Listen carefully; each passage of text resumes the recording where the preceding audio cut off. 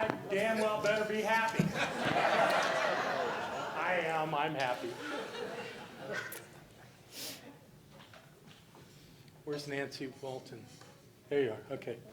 I figure she's over there freaking out about the slide that's up right now. Because I went to her on Monday and said, have you sent out the postcard? You all got a postcard, right, about today? And it said that was my title, Lessons in Leadership. I said, I'm changing my title. So I'll do that when I get back from California, when I'm no longer the field leader of Centers for Spiritual Living. It's too early for that one, so we'll do that one when I get back. What I want to talk about today is God. Now, I know that some of you don't particularly like the word God. But Troy, I want you to be patient with me today. Because I think I'll get to a place where you'll be okay. In the whole course of human evolvement, the question has been, is there God? Is this thing that we've come to generically call God a reality? And the truth is that yes, in fact, it is so many realities, so many different ways of doing it. What I thought I'd like to do today is go on a God tour and look at the different ways that people perceive God. And it's been going on, like I say, as long as human beings have been here. And we're going to start with something that other parts of the world still do, but it doesn't happen a whole lot around us here. It's polytheism. Polytheism means a belief in many gods. As you can see, they're all lined up there in the picture. And the oldest polytheistic religion, I think, maybe it's Jainism or something else, but it seems like Hindu is the main one, right? So we look at Hindu as a way of experiencing God, and this is an image of the Trinity of the Hindu religion. And I'm going to be referring to notes because I'm using stuff that other people have written, and it's important that I not skew any of this. But let me tell you about this picture. The Trinity of the Hindu deity is Brahma, the creator. I assume that's the gentleman in the middle. Vishnu, the preserver, and Shiva, the destroyer. And to balance that, they each have wives. Brahma's wife is, say it for me? Saraswati. Thank you. That's not the way it looks. Okay. That's the wife of Brahma. Lakshma is the wife of Vishnu. And Sati and Parvati are the wives of Shiva. Isn't it interesting that the destroyer gets two wives? This is the idea of having a polytheistic way of seeing the divine. Here's some other examples. The three on the left represent what are now called mythologies because they're not practiced as religions anymore. But in their day, the Greeks, the Romans, and the Nordic people all had religions that had many, many gods. Then you've got two others, Shinto, and yeah, tell me. I wrote it down. Taoism, right, are all built around this idea of multiple gods. It makes for great stories. You know, if you had lots of gods and they're all interacting and doing all kinds of things together, you can make up all kinds of things. So it's a very interesting way of experiencing the divine. Okay, and again, the ones on the right there, Shintoism and Taoism, are still practiced in the world. So those are examples of polytheism. Monotheism, the idea of one God. This is more familiar to us. There are three basic areas of belief that cover the idea of monotheism, one God. And they're very predictable here, but we're going to go through them nonetheless. Doesn't that just excite you? I know, you're going to have nightmares.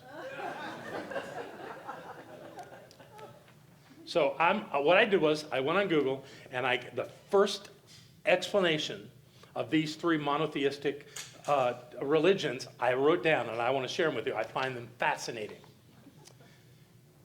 In Judaism, let's see if the next slide gives us a little.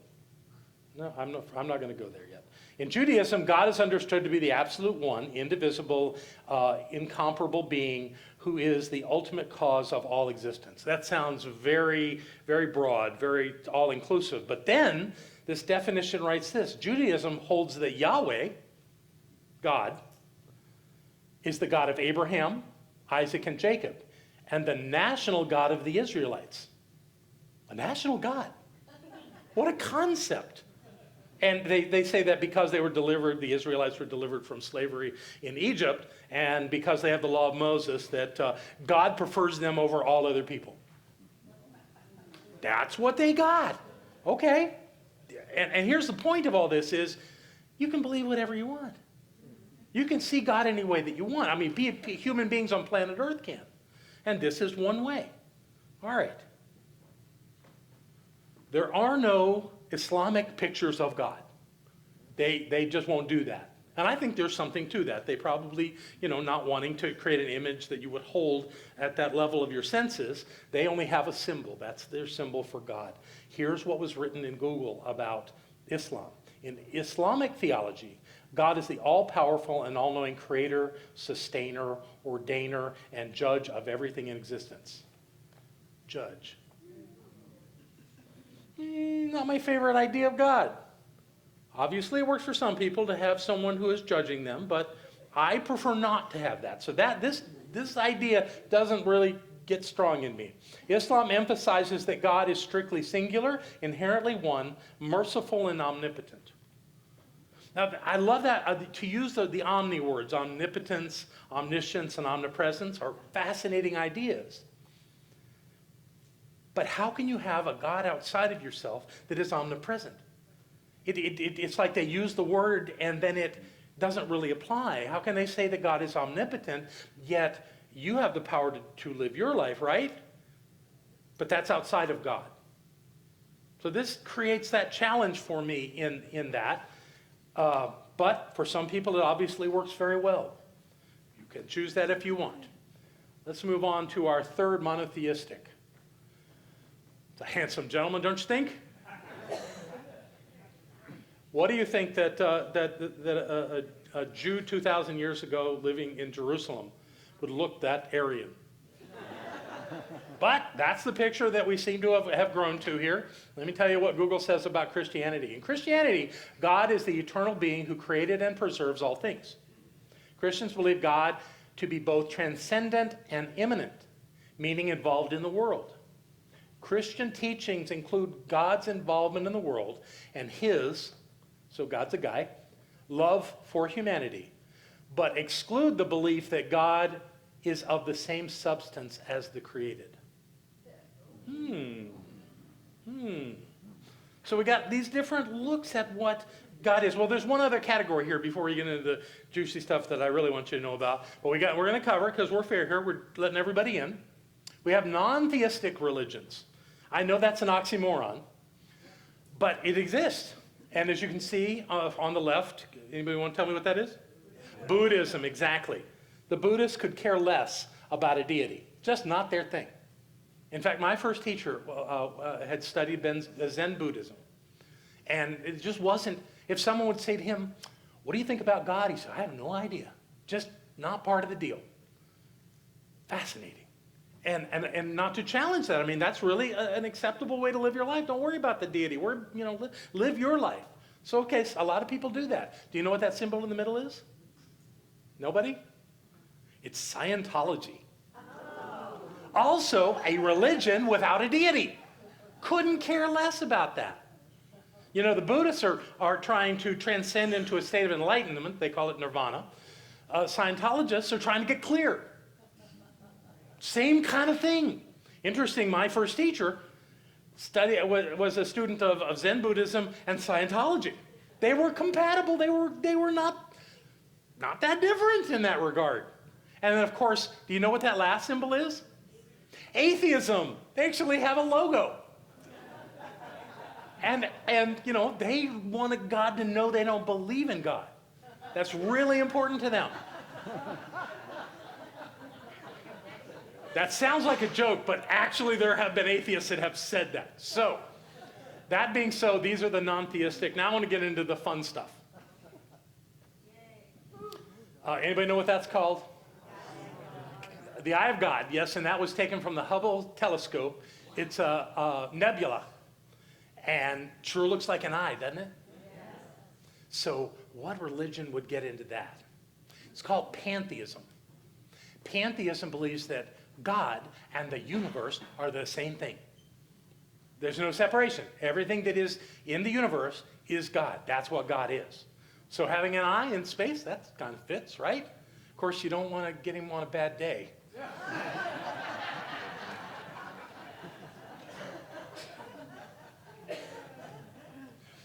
Pantheism. So these are really the things that I want to get to here.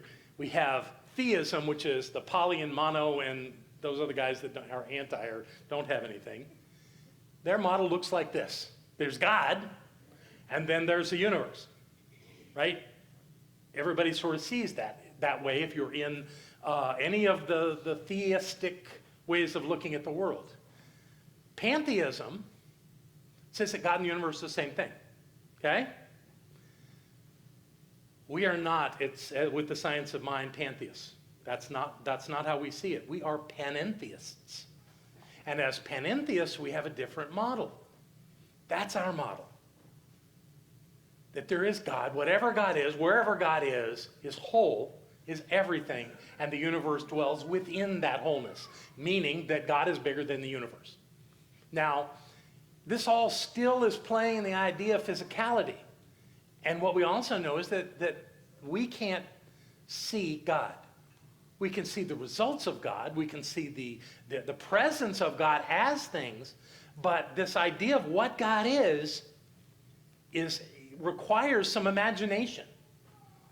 One of the things that neuro-linguistic programming teaches is that life falls. No, that's not true. It's the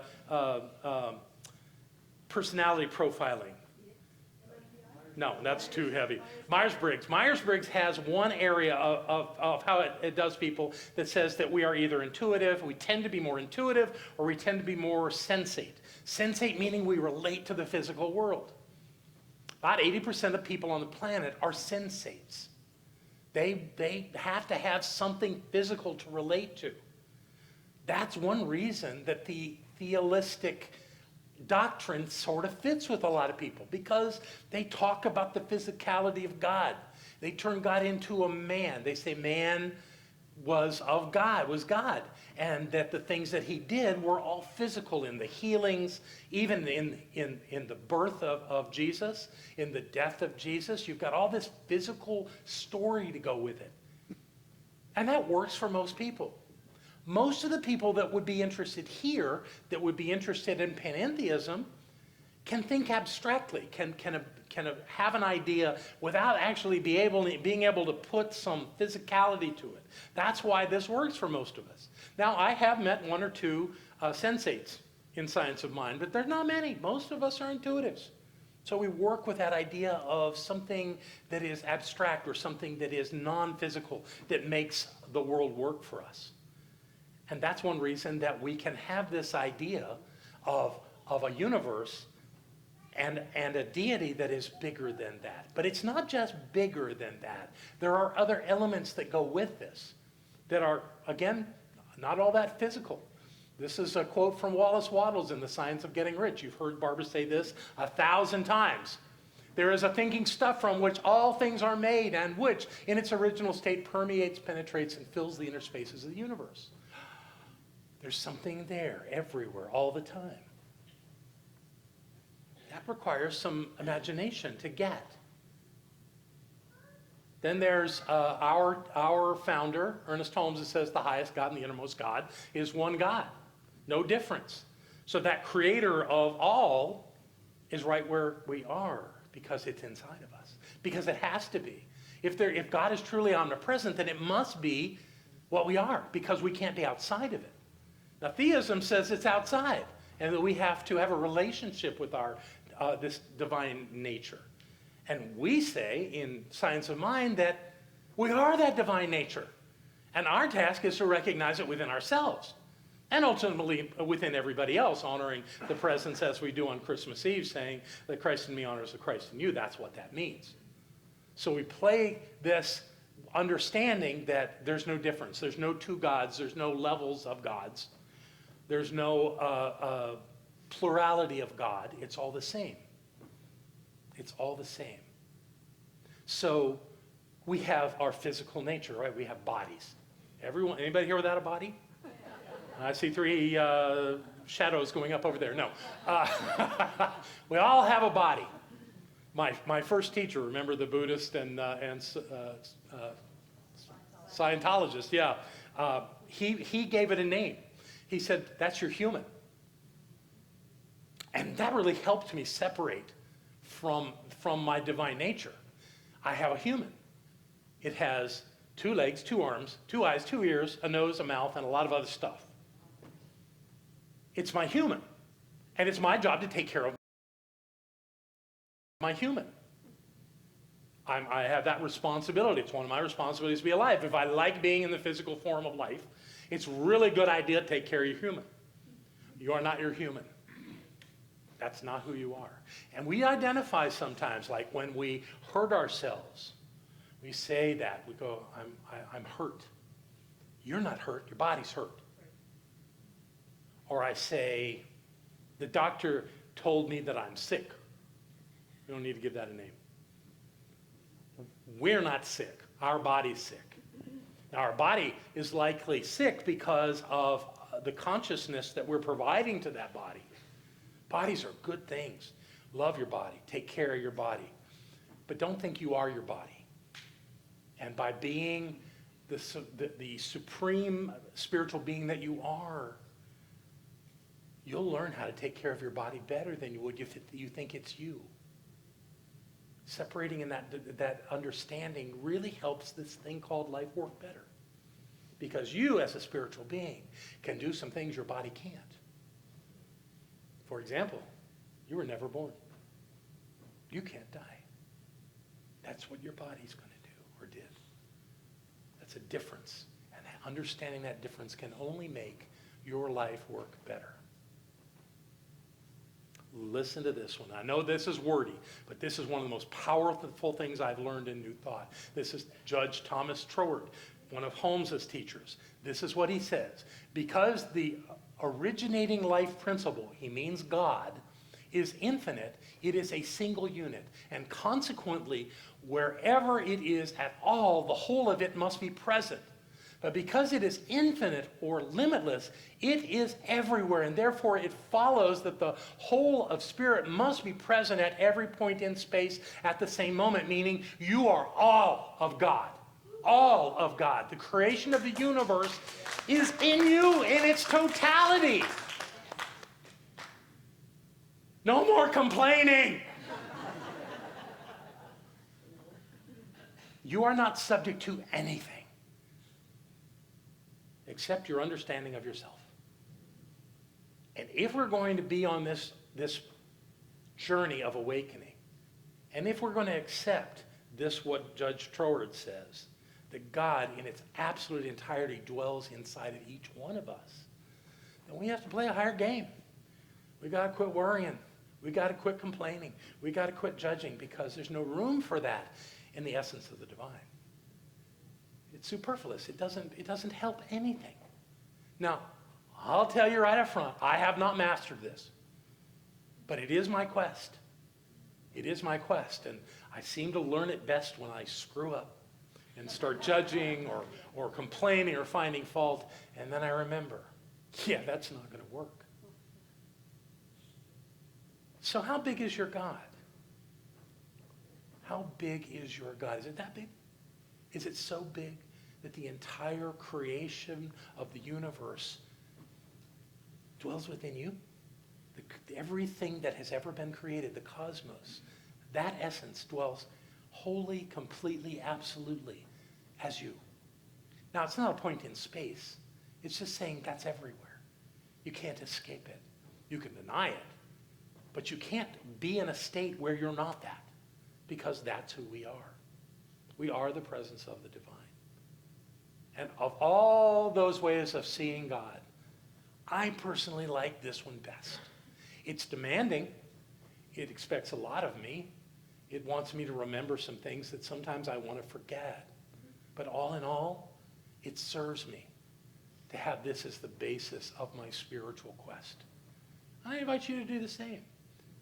I know there was a lovely movie that was shown in here last week where Octavia Spencer played God. Having conversations with God like that are fun, but don't fall into the trap to think that anything like that is real. That dualistic thinking is not real.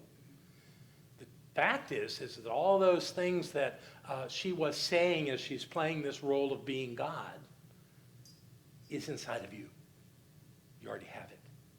And as you awaken to that, your life moves much like it did with the character. And if any of you haven't seen it, what was the movie called? The Shack, right? If you haven't seen The Shack, that's what I'm talking about. If you just take that model and switch it around to say, I am awakening to this within me, the same kind of results occur as you would see in the movie. The more we are aware of our nature, more that we stand clear in our divinity, the quicker we move beyond the things that we call challenges and problems. But that's our job. And we can't leave that to somebody else to let us know. I know a lot of us do this thing, well, the universe sent me a message. Who are you talking about? It's you. Ram Dass, most of you have heard of Ram Dass, great teacher. He doesn't like the idea of thank you because it implies that you're thanking a deity outside of yourself. Okay, I say thank you all the time, but I'm saying thank you to me. I should say thank me.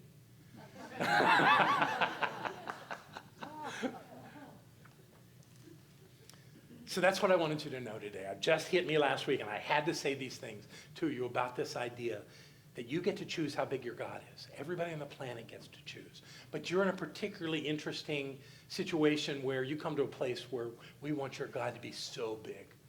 We want your God to be so full. We want your God to be so successful and so big, much bigger than any challenge or circumstance that could ever come up, so that you will always know that that which is within you is perfect, whole, and complete, and always will be, no matter what. I love you very much. Thank you. Me. Okay, I can learn. Thank me. Who is here for the first time? Center for Spiritual Living Asheville for the very first time. Who ventured out in what some would call overwhelming weather to be here? Evidently, those of us are family. I just want to acknowledge Jen Oman. She went out to her car this morning, slipped and fell, went back inside and said, well, I guess I'm not going to the center. And she said, wait a minute. I am going to live my life the way I want to live it. I'm not going to let anything tell me where I can go. Way to go, Jen. Yeah. So now I'd like to invite our prosperity acceptors to come forward. Take out what you're going to give. Those of you watching online, are you recording me, David? Good. Those of you watching online, you too can participate in this. There are thousands and thousands of people watching this video. Go to the donate button. Click it. It's on every page of our website. Click it and it'll take you to our PayPal account, and you can participate in supporting this work that takes science of mind literally out to the world. I like to open up my hand, put my gift on the hand, and cover it with the other hand, and pull it close to my heart. Whether or not you have something in your hands, put them together and pull it close to your heart. I know a lot of people give through our auto-giving program. A lot of people give through PayPal during the week. A lot of people have their banks send in checks. For all the myriad ways you give to this center, thank you. Because we stand clearly in the prosperity of this teaching. We demonstrate it in every way. And not only does this center demonstrate it, but our people, you, demonstrate the prosperity of science of mind. So what I know is that God is the source of all supply, that money is the action and flow of God in and through our lives, that each of us is rich, each of us is blessed, each of us is prosperous beyond our wildest dreams. And I know that coming together today makes some magic happen that touches our lives forever and changes the world in a big way. I know that each one of us comes together to make this center all that it was ever meant to be. It is a place of peace, a beacon of light, a tower of strength, and a fountain of wisdom that touches the lives of all who call it home. And we'll repeat our investment affirmation together aloud. I freely and joyously give from the abundance and fullness of my overflowing wealth, knowing my gift goes with love as it touches and blesses the world. And so it is.